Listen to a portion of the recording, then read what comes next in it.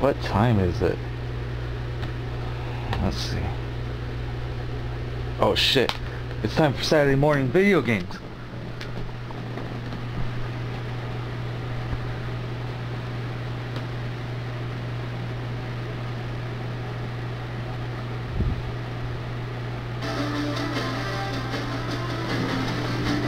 Oh yeah.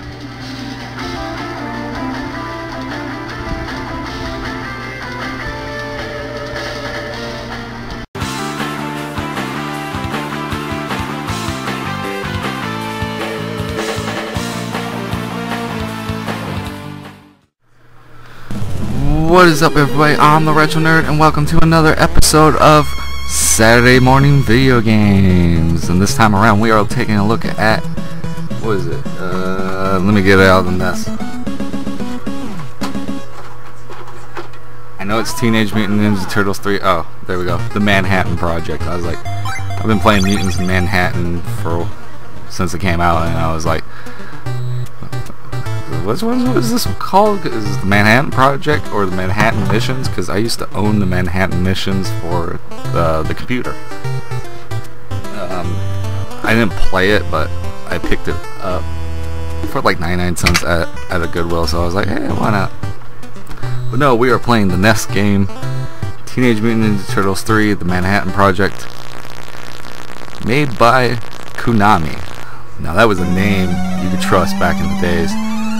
Nowadays, you just don't know what the fuck they're doing. You know, it's just like, what are you guys doing? Why'd you get rid of Hideo Kojima? Why aren't you guys doing the remake of Silent Hills? Blah blah blah. But enough about the present. Let's talk about, you know, the past. You know, because that's what we all want to talk about. Because this is when Konami was awesome, making the Turtles arcade game, the Simpsons, the X-Men, you know, all that good stuff. But this one was not based off an arcade game like number 2 was, because that was based off the arcade game that Konami made, which is Teenage Mutant Ninja Turtles arcade game 1989. But this is, you know, a whole brand new idea that they came up with, you know, featuring, this one was a little bit more based off the cartoon. I mean, so was the other one too, but this one had like the really ridiculous bosses. Like you got the bull guy, Ground Chuck, and then you got like Mole. I think it's probably like Mole Miner or some shit like that. I don't know. But you know, they had like a lot of the weird bosses. You know, in the arcade game, you know, they had Baxter Stockman. You know, and then Baxter Stockman, Rocksteady, Bebop, Shredder, Krang, you know, all that good stuff. And they didn't really put too many of the cartoon villains in there. You know, that was about it for that game. But then in this one, they were like, let's get some of those weird, obscure villains that, you know, you probably see once or twice in an episode. Like, let's get Ground Chuck and stuff like that. And a lot of these villains were just based off cartoon toys that they eventually like, alright, well, we made the toy, let's put them in a cartoon show. You know, that's how it was back in the 90s and the 80s. You know, you introduce a character with as a toy, because Ninja Turtles' big toy line, and they were like, alright, well, now he's got to go in the cartoon show. They did the same thing with He-Man too. They introduced a weird toy, and they're like, alright, now he's got to go in the cartoon show because we want to sell those toys. What else can I say about this game? You know, you got each one has a special move. Raphael's store has like a Psycho Crusher. If you ever played Street Fighter, you know what I'm talking about. It's M. Bison's like special all-time move, the Psycho Crusher. Can't remember what Mikey and Donnie's were. I can never really pull it off with Mikey. I tried. I mean, I know it's like hitting A and B at the same time or something like that, and it just wouldn't you know, want to work for me. I was like, okay, maybe my controller is all funky dunky because it's a third-party NES controller. And so I was like, alright, maybe it's just a controller. Leonardo, he'll spin in one spot, but he'll extend both arms out with his swords and like sort of do like a sword dance, I guess you would say.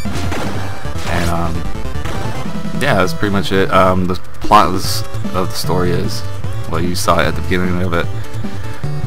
pretty much Shredder kidnaps April and lifts the island of Manhattan into the sky, holding it ransom, blah blah blah. You know, what Shredder usually does, type of shit. But other than that, it's a fun game. I remember having fond memories of this game, playing this a lot with my buddy Alan and my buddy Sal, and we all like this game. I mean, a lot of people say, well, that's like kind of like the worst one of the series. I was like, well, for me, the worst one is the first one, well, I don't know how I feel about the first one yet. It's like, you know, some people say it's the worst, some people say it's actually a pretty good game. It's just really hard, and it's like they didn't know what they were going to do with the turtles yet. You know, how they were going to do it, and it wasn't until like Double Dragon being really popular that they're like, oh, we could put the turtles in games like these, you know. Yeah, I'll probably eventually play the first one. I wanted to do this Saturday morning video games. I was actually planning on trying to like not do Final Fantasy Friday, but I was like, well, if I want to do a full play of Mutants in Manhattan, I can do that, you know, throughout this month, along with the other Let's Plays I'm going to be doing and all that. I was like, well, okay, I can do Mutants in Manhattan, that's fine. That's the newest one, I can do that game. But I was like, well, I want to play some of the old ones, and I was like, I'll be able to play this one.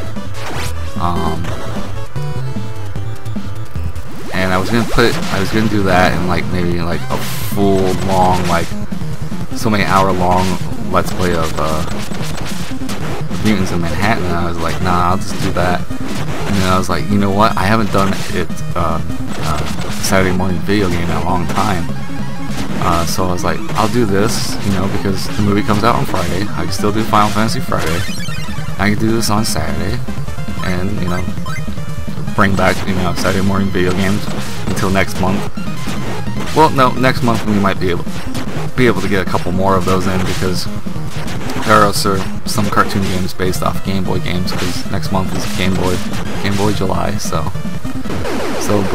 celebrating the Game Boy's birthday, and I got a shit ton of Game Boy games, so we'll probably get some more, but I wanted to bring it back because it's been a long time since I've done one, and I was like, alright, let's do Ninja Turtles, because Friday the movie comes out, and then Saturday I can do this, pop this out, because a lot of people are going to be buzzing about Ninja Turtles, and they'll probably want to check out some of the old games, you know, go pick them up and stuff like this, and one of my videos could be maybe possibly the helpful source for somebody to be like, oh, let's go get the Manhattan Project. It's actually a pretty good game, and it looks fun.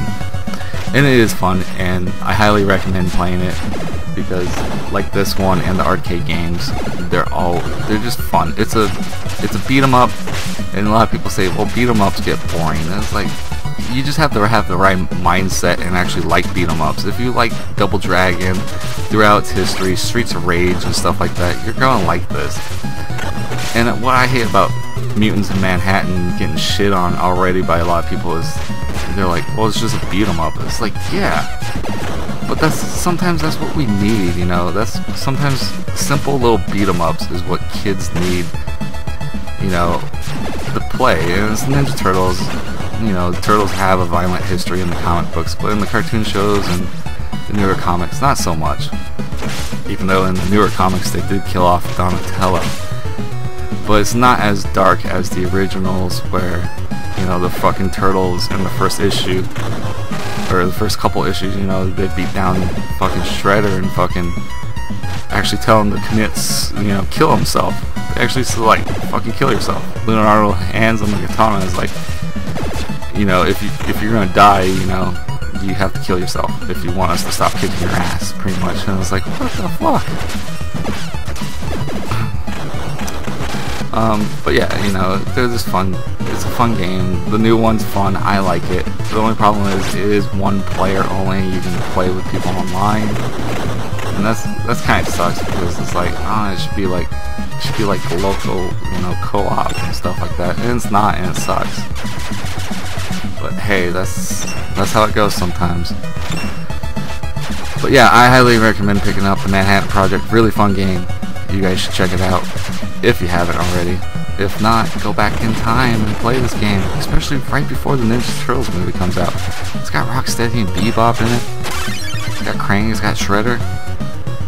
Heck, why not, man? That's why I was playing Mutants of Manhattan, because it's like, oh, it's got all these weird, you know, obscure characters along with Rocksteady, Bebop, Krang, and Shredder, so, yeah. Anyways, guys, I've been the Retro Nerd. This has been an episode of Saturday Morning Video Games. And like, you know how I like to end the videos. Retro Nerd out.